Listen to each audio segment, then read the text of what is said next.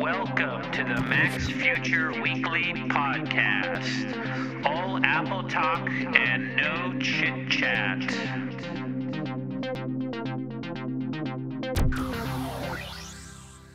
Okay, welcome to the Apple Podcast. This is Lex at Mac's Future, and today is February 3rd, 2012, Friday. And, well, I guess it's been another interesting week in technology and Apple news. So let's get to it. This is a chit-chat free podcast. You can support it by giving it positive reviews in iTunes or on YouTube or on Blip TV, or follow me on Tumblr at maxfuture.com. Thanks for listening.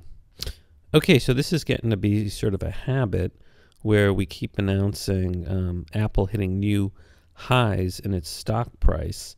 And today, on February 3rd, 2012, Friday, Apple actually hit exactly $460 per share, which is a new high.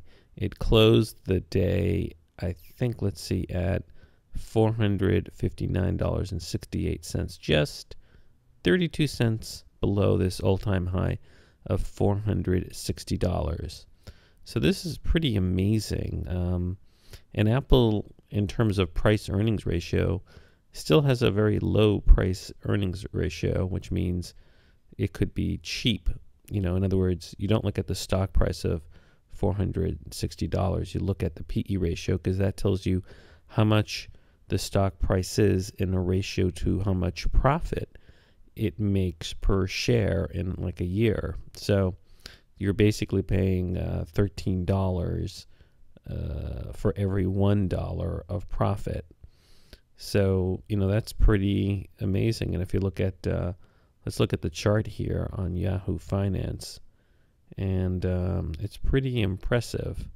It's coming up here. Look at that. It's just going up. In February 2010, it was at $203. So about 2 years ago, it was less than half the price of where it is today. So it is a pretty impressive run up the chart.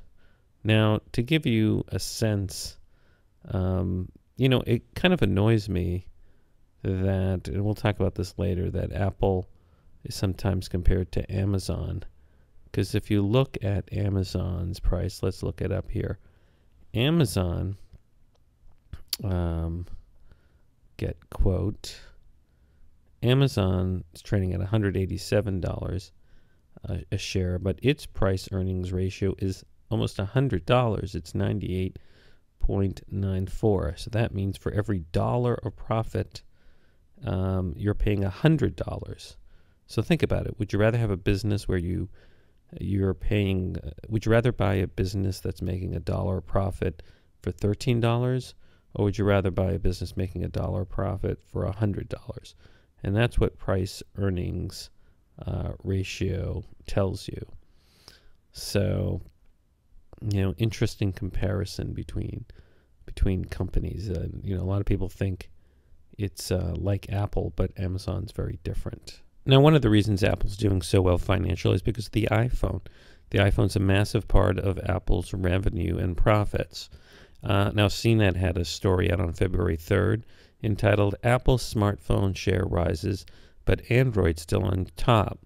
And what the article basically said was that both Apple and Android both grabbed a bigger piece of the pie in the last quarter.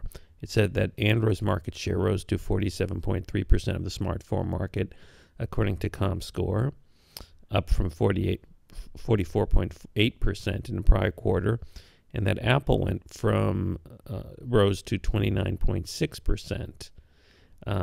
Now, the article did point out that Apple enjoyed a huge gain in smartphone sales in the quarter, selling 37 million handsets.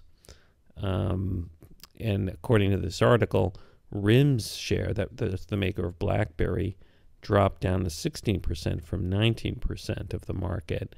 And Windows Phone went down to 4.7%. So Apple's sort of I mean, it's not selling as many Android phones, but there's many different Android phones. While there's only like one type of phone that Apple sells. But to really give you a sense of how dominant Apple is, even in the face of Android, you really got to look at profits. It's not just selling phones. It's how much money you make profit. Because after all, if I'm handing out free lemonade and the guy next to me is selling lemonade for $10, yeah, I can be psyched that I'm selling 10 times more cups of lemonade for free while the other guy's selling it for $10. But the other guy's going to have all the money, and I'm just going to have free lemonade giving out and feel good that I gave it out. So let's see what the difference is. Now, the blog Asimco, which MacRumors reported on, really did a great job illustrating how dominant Apple is in the smartphone market, because what really counts is profit. So MacRumors republished a chart that Asimco.com has on its website. Asimco is a blog run by Horace Daydew, who's a former Nokia executive who now has this great blog, and he does a lot of sort of great graphs using numbers and financial analysis of Apple. And if you look at this chart, it's fascinating because it basically shows profit shares of 8 mobile phone vendors. And it's a calculation of revenue and profits in the mobile industry. And basically, Apple's share of the vendor profits is 75%. So in terms of what kind of profits smartphone vendors are making, Apple has 75%. And if you look at that here, look back in February, second quarter 2007, Apple hadn't even entered the smartphone market. And who was it? Who was red? But Samsung and Nokia. Nokia was the dominant. Nokia at that time made, looks like 60% of all the profits in the smartphone market. And Nokia, look at Nokia's business, totally getting destroyed, while Apple has continued to grow and now is 75% of the market. And what's interesting is HTC and Samsung, which make Android phones, they don't have a lot in terms of profits, and RIM's profits really minuscule. So this graph by Daydew covered 8 mobile phone vendors: Apple, Samsung, Nokia, Research in Motion, HTC, LG, Motorola, and Sony Ericsson. I guess Sony Ericsson was the red in this chart and has completely disappeared. So there's another chart that's kind of interesting that they have, which is iPhone share of all phone units, revenues, and profits. And when you look at all cell phones, not just smartphones, Apple, it says here, has held the top spot in profits for 13 quarters in a row, overtaking Nokia, and this is for all phones, and now dominates the industry. And its share of units is just growing and growing. So I wonder just how long this can last, but really gives you a sense of how dominant Apple is, because it's not the number of smartphones you sell, it's how much money you make, what's your profit. Now, one way that Apple can continue to grow iPhone sales is by selling in China. Now, one of the interesting things is the last quarter, which was a record quarter for Apple, Apple did not really officially sell any iPhone 4Ss in China officially. But this quarter, they're starting to sell iPhone 4Ss. And a little while back, there was like a near riot because scalpers, people, trying to get these iPhone 4Ss in China and resell them, were sort of mobbing the store. And so Apple started a sort of a lottery system where you had to register your ID and make reservations to come pick up the phone. This way, it prevented people from just sort of cycling through the store and just buying many iPhone 4Ss and reselling them. So this story was on MacNN.com. It said Apple recently reopened the online iPhone 4 sales in mainland China. And this was according to the China Daily. And, so I think you're going to see robust iPhone 4 sales in China. And remember, it's only on one carrier in China, I think China Unicom. Apple's trying to get on the 2 other large carriers in China, and I think that'll happen this year. And if that happens, you're going to see even crazier iPhone 4S growth in China. Okay, so one of the big stories this week is that, as long rumored, Facebook filed papers with the Securities and Exchange Commission indicating that it's going to undertake a public offering seeking to raise, $5 billion in the public market and become a public market. And the filing basically valued Facebook at between $75 billion and $100 billion. And actually it says that Facebook is seeking to raise $10 billion.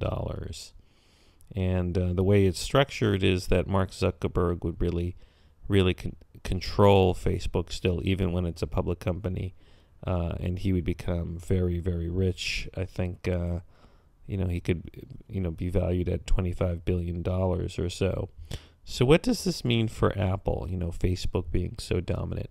Now, if you think about it, Apple tried to sort of make a deal with Facebook. Remember a while back, about a year or two ago, where the Ping music network that Apple had was going to be integrated with Facebook, and something happened and Facebook didn't get permission, and so it wasn't really part of it. And so Apple, to some extent, dances around with Facebook. Facebook arguably is in deep competition with Google, since they're both in the business of selling advertising and scrambling for the eyeballs of consumers on the internet. So in some ways, to the extent Apple doesn't get along with Google because of the Android platform, Apple may be in some sort of alliance with Facebook. On the other hand, Facebook is more in an alliance with Microsoft, since Microsoft owns a piece of Facebook. So what does this mean? To a large extent, I was thinking about this, and Apple's in a different business than Facebook and Google. Facebook and Google are in the business of free and selling stuff either free or very cheap. And the free stuff is given away to get eyeballs, because then Facebook and Google sell the eyeballs to paying customers, in the sense of they sell it to advertisers. And Facebook also makes money, it turns out, and it's a public document, through Zynga. Zynga's that gaming company that sells those silly Farmville games on Facebook. So to some extent, Facebook doesn't really compete with Apple because Apple's selling hardware. But Apple also wants those eyeballs, because Apple did enter into the iAd market selling advertising. And Apple does control some eyeballs, because to the extent there are a lot of smartphones and iPads sold by Apple, Apple is controlling the interface of what consumers look at, because Apple could, if it wanted to, say you can't have Facebook on the iPhone or on the iPad. So in some sense, Apple is battling for the eyeballs of consumers, but Apple's doing it by trying to sell really good devices. So I don't know what's going to happen in terms of the big battles that are going on. Where Apple could face competition from Facebook is if Facebook made its own devices. If Facebook made a tablet device that was like a Facebook tablet device, or if Facebook made a Facebook phone, a smartphone. Imagine if Facebook did that. Then Facebook would be in competition with Apple, as well as further competition with Google. But look, it's not so far-fetched to think that could happen, because look at Amazon. Amazon was not really in direct competition, except maybe in selling music and movies, with Apple. And then Amazon released the Kindle Fire, which is a sort of like a mini tablet device. And I think these big companies feel that they have to maybe create devices to ensure they're not locked out of somebody else's device. So we could see, I don't know, we could see now that Facebook is a public company, we could see it under pressure to continue to grow and to lock in its eyeballs. And the question is, can Facebook do it just through a web browser and Facebook apps? And it could be that, Facebook is going to feel pressure to create its own tablet or smartphone. So we'll have to see. So it's a very interesting tech world right now, on the consumer side, and we'll have to see what happens. Now, speaking of competition for Apple, MG Siegler, who I like to read a lot, wrote on TechCrunch a really interesting article called Think Profit. And his point was, back when Apple was on the ropes in the 90s, Steve Jobs took the stage at MacWorld, and he put up a slide that said Think Profit. Because up until then, while he was gone from Apple stopped making a profit. And he then really focused on turning around Apple and put Apple back in the black with a $45 million profit. And so Siegler makes a point that I've been talking about for a long time. He says, I was thinking about this in relation to Amazon's recent earnings. The company posted a record $17.4 billion in revenue. This is Amazon. But from all those sales, they were only able to squeeze $177 million in profit. Compare this to Apple's most recent quarter, in which they posted $46.33 billion in revenue, and more importantly, a record $13.06 billion in profit. I totally agree with Siegler, and it's been driving me crazy why people compare Bezos to Jobs, because Steve Jobs was into making profit. In other words, making great tech products that make a profit, and Bezos is into making cheap stuff. And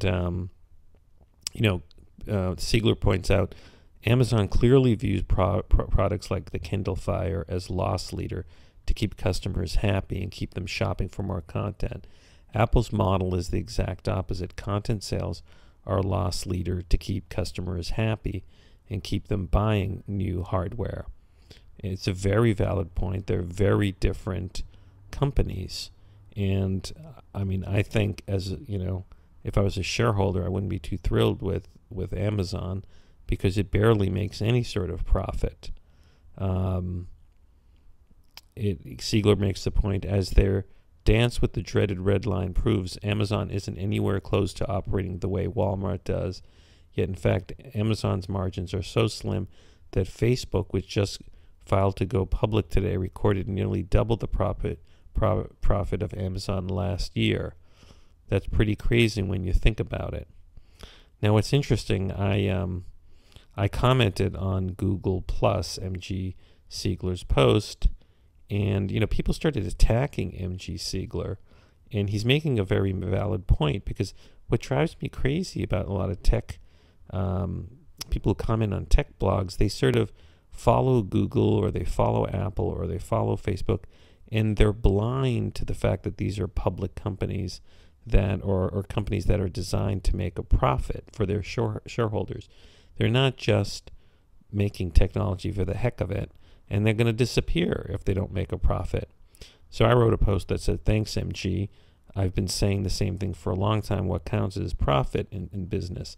Wall Street gives Amazon a PE ratio of like 100, even though it barely makes a profit. It's ridiculous compared to Bezos, to Steve Jobs. And then somebody writes, sounds like Apple is ripping off. So this is tremendous. People are upset that Apple's making a profit. Like they're not supposed to make a profit. They're supposed to be barely making any profit at all, according to some people. So then I commented, Amazon has been doing long-term investment Because some of the people are like, oh, it's been doing long-term investment, and that's why it's not making a profit. But, my point is that Amazon's been doing a long-term investment since it was founded in the 1990s, and its profit margin is barely a joke. And then again, people are coming back and saying, so the Fire is gaining share and likely at the expense of the iPad. So MG is shifting gears to Android Google bashing to Amazon bashing. And he's not bashing Amazon. He's pointing out the reality. So I made this comment, and I said, it's really sad that tech geeks, see some of the above comments, don't understand that public companies like Amazon, Apple, and Google are in the business of making money for their shareholders. It is their sole mandate. They also don't understand that if public companies don't make profits, they eventually would go out of business. Since its inception in the 1990s, Amazon has struggled with making a profit. Sure, customers like Amazon because it provides cheap goods and services. The Kindle Fire is cheap. But just like a kid giving free toys to his friends, anyone can be popular by giving away free or cheap stuff. That may work if you're a kid looking for friends in a neighborhood, but Bezos is a CEO of a public company, and what MG is pointing out is that it's his business model is not making profits, but on expanding revenue. Eventually, it will all come home to roost for Bezos if Amazon doesn't increase its profit margin and start making big profits.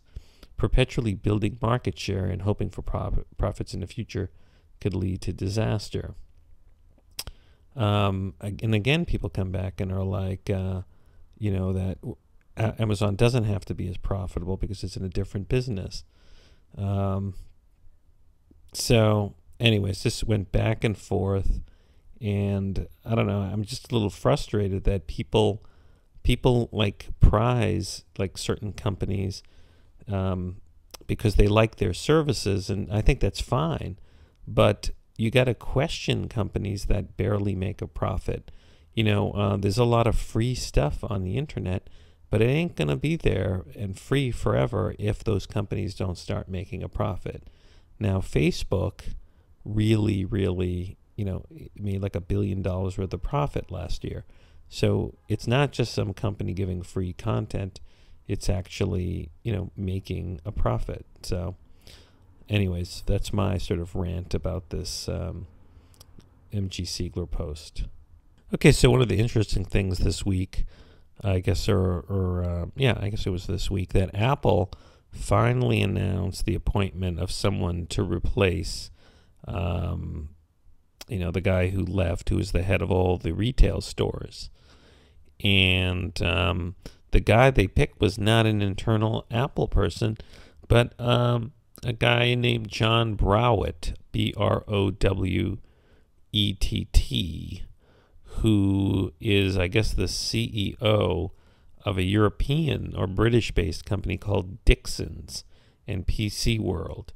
I guess this is a big retailer in Europe that sells electronic goods. And, I was kind of surprised by that because, the comments that I read from people who were blogging was that Dixons is not such a great electronics store chain. It's nothing like Apple stores. And why would they pick this guy Browett? What experience is he going to have running retail stores when his retail stores are kind of crappy? And I guess the criticism reached Tim Cook, who runs Apple, and he said, and this is according to 9to5Mac, he said that John Browett is the best so far. And let's see, Apple CEO Tim Cook apparently responded to concerns in an email to a concerned customer. He said, "Tony, I talked to many people and John was the best by far. I think you will be as pleased as I am. His role isn't to bring Dixons to Apple. It's to bring Apple to an even higher level of customer service and satisfaction. Tim." So, I'm just wondering if this is going to rankle some people within Apple who were hoping to get that job. And I don't know. It could be that Tim Cook is doing things differently than Steve Jobs. On the other hand, Steve Jobs did hire Tim Cook from another company. This is back in the late 90s.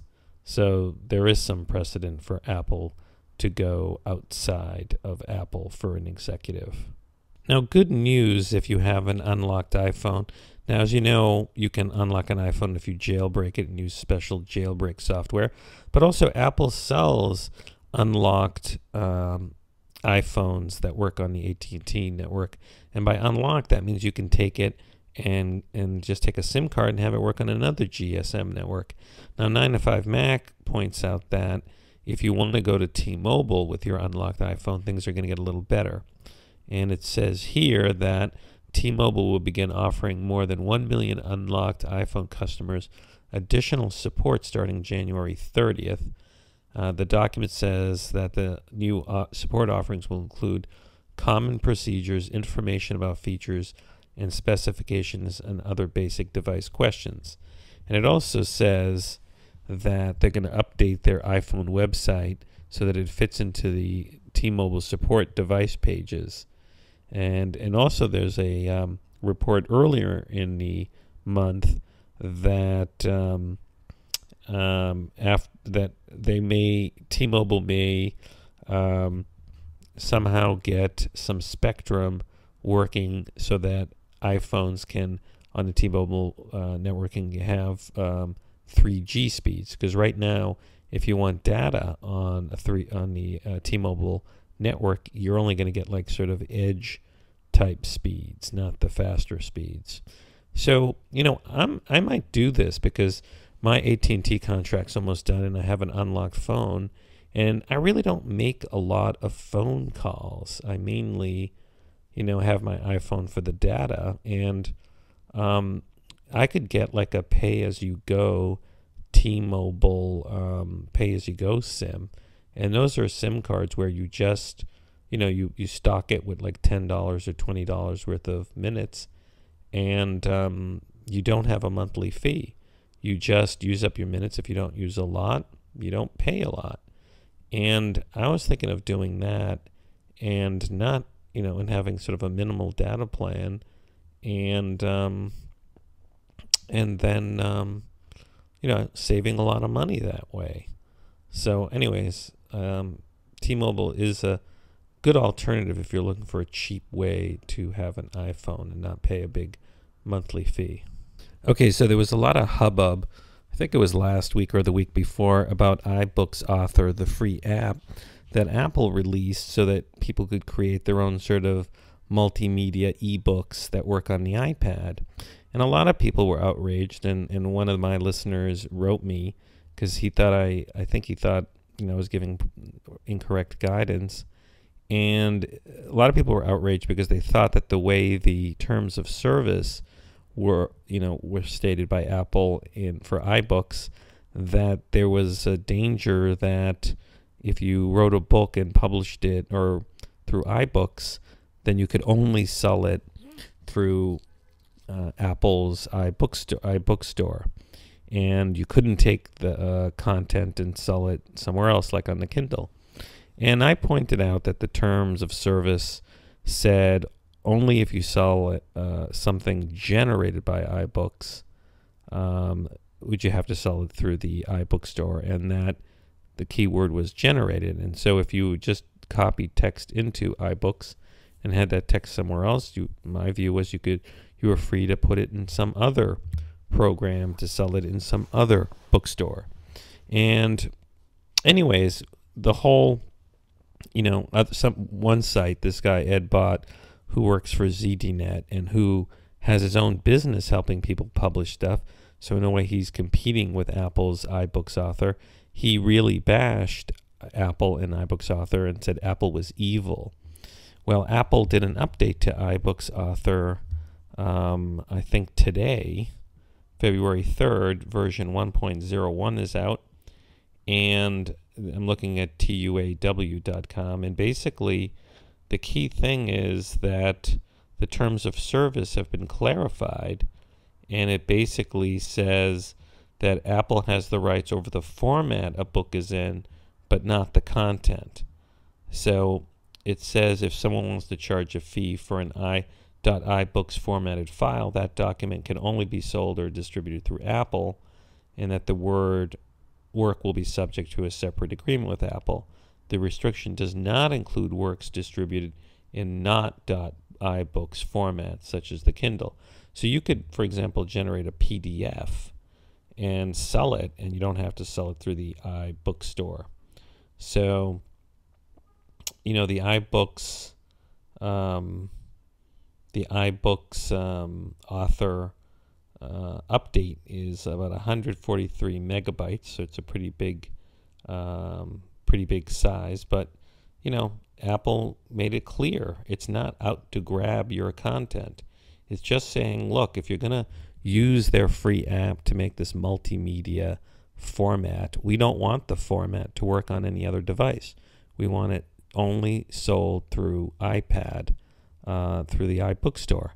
But you're free to take like whatever you wrote into pictures and reassemble them and sell them through some other file format or content, like through the Kindle or the Nook. So it's very reasonable of Apple. So Apple made another group of users very happy. I don't know if you remember, but back in the beginning of the summer or so, Apple radically redid Final Cut Pro, making Final Cut Pro X or Final Cut Pro 10, which was a radical redesign of Final Cut Pro, which used to cost $1,000. First of all, they dropped the price down to, I think it was like $300 instead of like $1,000. And this was the Pro version, but they sort of made it like a really souped up iMovie. Used a lot of the themes of like iMovie, but like I love it. I think it's a fantastic, powerful movie editing program. But a lot of pros were upset because Apple dropped some features that were in the prior version of Final Cut Pro.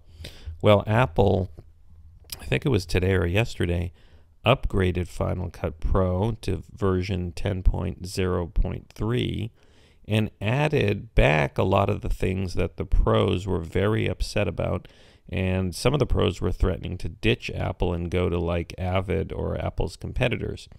So these are the elements that Apple added back. Multicam support.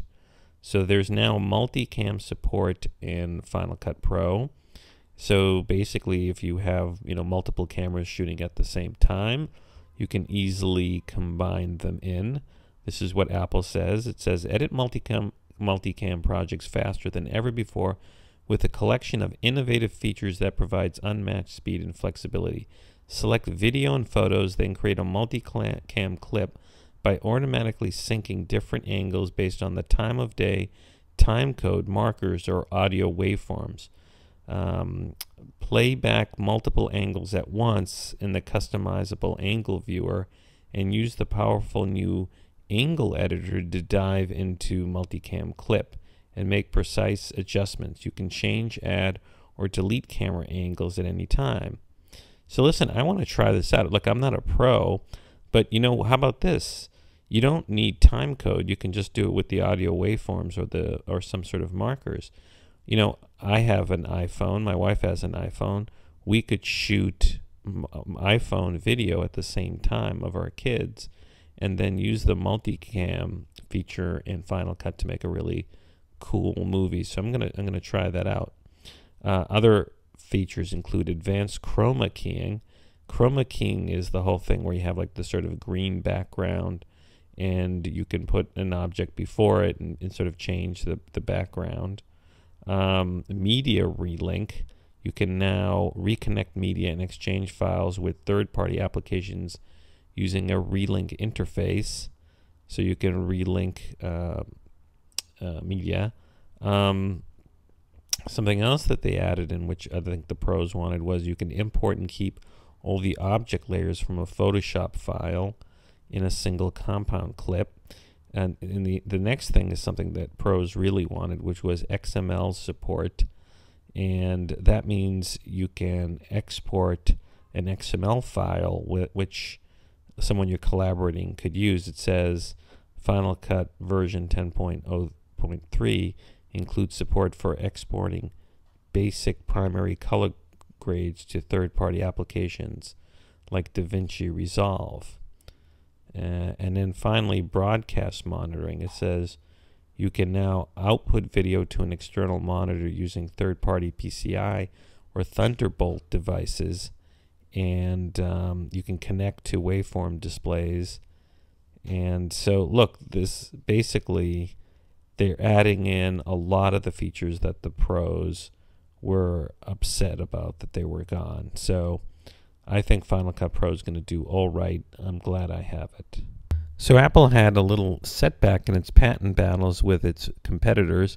In All Things D, which is one of the Wall Street Journal's related sites, there was a story titled "Apple All iPad and iPhone models will be back on sale online in Germany shortly." So what happened was Motorola Mobile had succeeded in getting like an injunction preventing Apple from selling or distributing iOS devices, and this is in Germany, believed to infringe on certain Motorola mobility patents.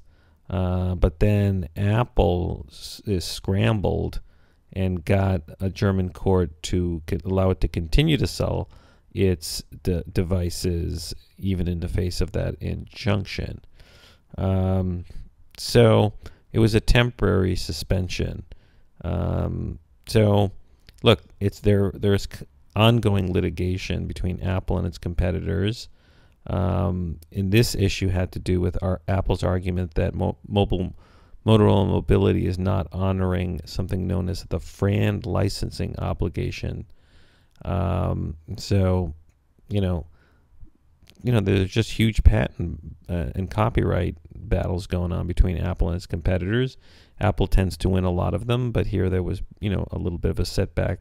But in the end, according to this article, Apple is continuing to be able to sell iPhones and iPads in Germany. Okay, so one of the more controversial articles that I've seen is something that was published in Forbes on February 2nd entitled, "Do iOS apps crash more than Android apps? A data dive." And basically, they were publishing data from a company called Criticism, which I guess sort of tracks and does studies in the crashing of apps on different platforms. And Criticism's data suggested that there was a higher crash rate on iOS devices than on Android. Now, what's interesting is in this very lengthy Forbes article, you have to go to the very, very end to see that this company that gives the data is backed by Google Ventures, as well as Kleiner, Perkins, Caulfield, AngelPad, and AOL. So it's, Google makes Android. So it's a little suspect to me when you have an entity doing it. Now, the analysis basically says they're not so sure why there was a higher rate. It could be that Apple at that time had switched to the newer iOS 5 platform, so a lot of apps hadn't been updated yet, while Android in the same time period hadn't come out yet with its new operating system. And then it pointed out that the crashing for the top apps, there was hardly any sort of difference in that. So I don't know. I find this study to be somewhat suspect. One, because it's a company backed by Google that did it, and two, what kind of data, is this? And if this was the case, if this was really an issue, why, you wouldn't see Apple selling so many iPhones. So I'm somewhat skeptical. Now, there was an interesting story in Apple Insider, as reported by GigaOm.com, and it was entitled "How Apple Conceived the iPhone." And basically, Apple Insider got an account from a former marketing person at Apple named Bob Borchers, who spoke to students recently at an unnamed school, and he explained how Steve Jobs approached the iPhone team. And here's the interesting quote from the former Apple executive. His charge was simple. He wanted to create the first phone that people would fall in love with. That's what he told us. Now, if you're an engineer like I am by training, you're like, what the heck does that mean? He said, but he was right. The idea was he wanted to create something that was so instrumental and integrated in people's lives that you'd rather leave your wallet at home than your iPhone. Borchers noted that Apple's success largely stemmed from focusing on only a handful of fundamental concepts. Break the rules, but do so in an exceptionally well manner. Pay attention to detail and make people think differently about the relationship they have with their device, especially given that smartphones already existed in the market.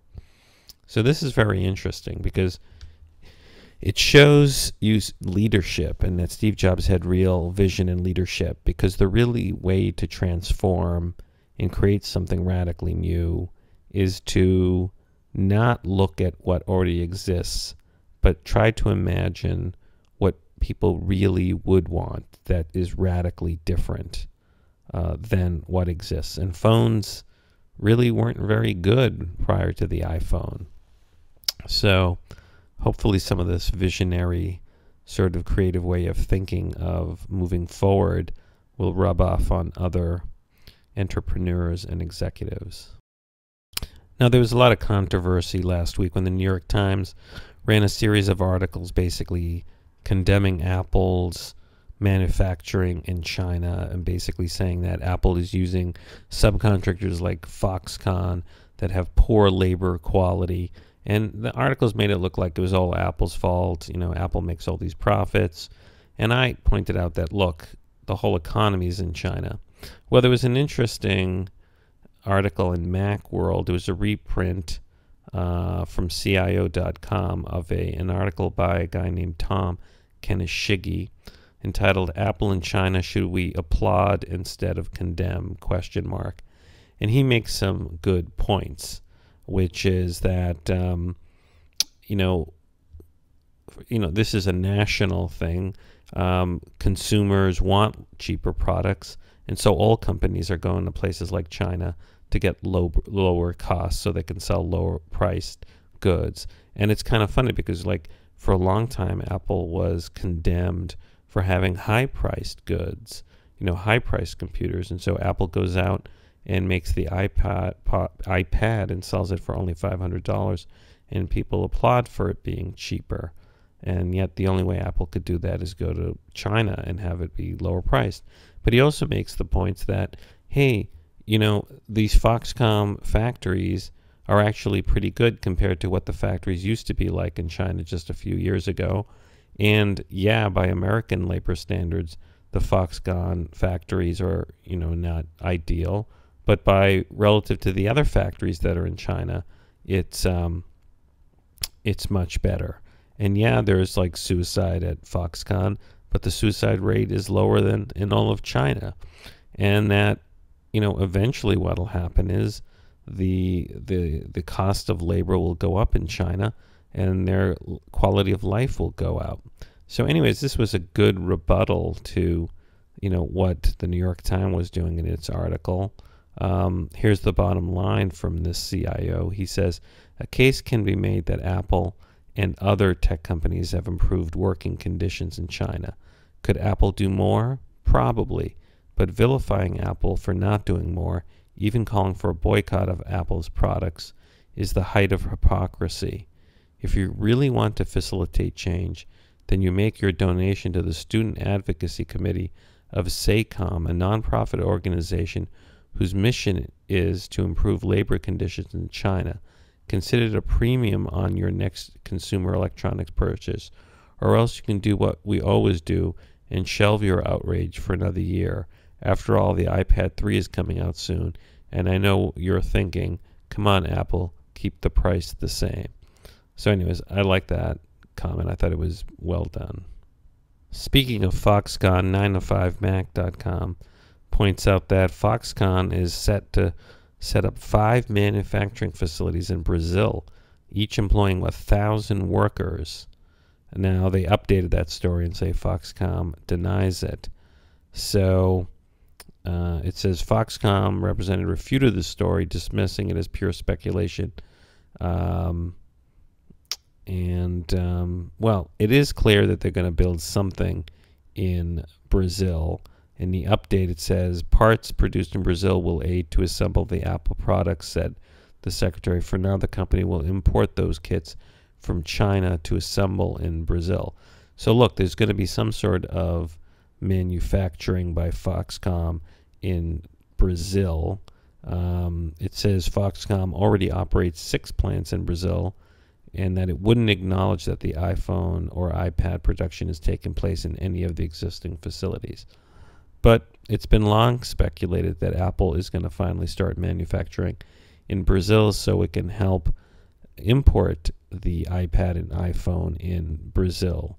It says here Foxconn already burned an estimated $300 million during 2000 and 2011 timeframe in the Jundiaí, Sao Paulo plant that is expected to employ 1,400 people assembling iPads. And it goes on to say, why is Apple moving manufacturing to Brazil? Tax incentives. Because right now, if you want to export the iPad or iPhone to Brazil, it costs a lot of money. So I think under Brazilian law, you got to have some manufacturing in Brazil if you want to avoid the huge tax tariffs. Now, it looks like Apple is poaching on an executive from Microsoft. MacRumors reports on February 2nd in a story entitled, Apple Grabs Another Gaming PR Executive for the App Store. And apparently a guy named, what was his name? Burrows. Robin Burrows has joined Apple to oversee the App Store marketing in Europe. It says here that Burrows worked at Xbox for 7 years and was in charge of Xbox Live. He was one of the execs promoting the latest Xbox dashboard update and even attending London Games Conference and Gamescom last year. And he also apparently before that worked at MSN and HMV. So, you know, it looks like Apple wants to sort of beef up its App Store, you know, operations and maybe in gaming in the App Store. So it's an interesting hire by Apple. Okay, so there were some kind of crazy rumors floating around. MacNN.com reported that there was a rumor that there was going to be some sort of, quote, strange event that's going to precede the launch of the iPad 3 and iPhone 5. And it said there were 2 tentative rumors on Thursday, that's the February 2nd, which claimed to be outlining Apple's schedule for 2012 iPad and iPhone updates.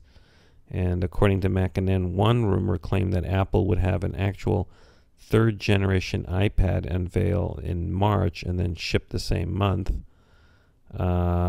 But that there would be another, quote, strange event in February. This came from the website called Makatakara.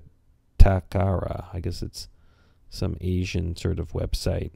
And according to the article, TUAW Securities stated that they believe that Apple would unveil its next iPhone in the summer at WWDC.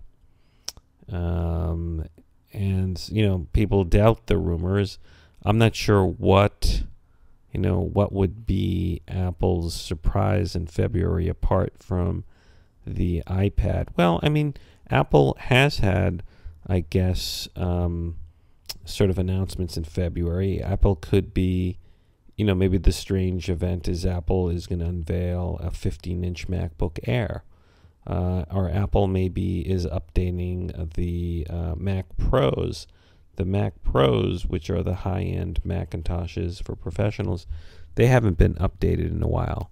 So I wouldn't be surprised if if there was some sort of an event in February apart from the iPad. My guess it'll be something to do with maybe updating the MacBook Pros or the MacBook Airs and coming out with the 15-inch MacBook Air, as well as update to the 11-inch and the 13-inch MacBook Air. So I don't know. I mean, there's a lot that could be done. Take the MacBook Airs. One thing that could be upgraded is they have internally these fast 6G eSATA connections, but they put into the MacBook Airs SSD drives that are at the old 3G speed, so you don't get that crazy speed. So you could see an upgrade to the MacBook Airs that give you the faster drives, and maybe the 15-inch MacBook Air will be revealed at that time. So I don't know, maybe there will be some sort of event in February. We are in February, so if there was an event, I could see it happening like on a Tuesday. Apple tends to do them on like Tuesdays or Wednesdays. So maybe next week. I don't know. That's a guess. Okay, so on this February 3rd, we got a little treat, a little update from Apple. They upgraded our little Apple TV a little bit. MacRumors spotted it. And then they had an article entitled Genius Recommendations for Movies and TV Shows appearing in Apple TV. So now if you go to your Apple TV, under Movies, there's a Genius category, and it basically shows you Genius recommendations. So this is just like a little goodie that Apple threw people. Look, Apple is clearly going to continue to work on Apple TV and upgrade it, and I'm sure additional content's going to be added. But Apple, it makes sense to have a Genius category, since the Genius category seems to work well with the App Store and with music. Why not also have it in the Apple TV? So if you have an Apple TV, go in and check under Movies. I did, and it looks like there is a new category. Okay, so thanks for listening to episode 104 of the Apple Podcast. This is Lex at the MacsFuture.com website, and you can help support this podcast by giving it a positive review in the iTunes Store or following me on my YouTube channel, MacsFuture.com, or on Tumblr at MacsFuture.com, or on Blip TV. So thanks for listening, and see you next week.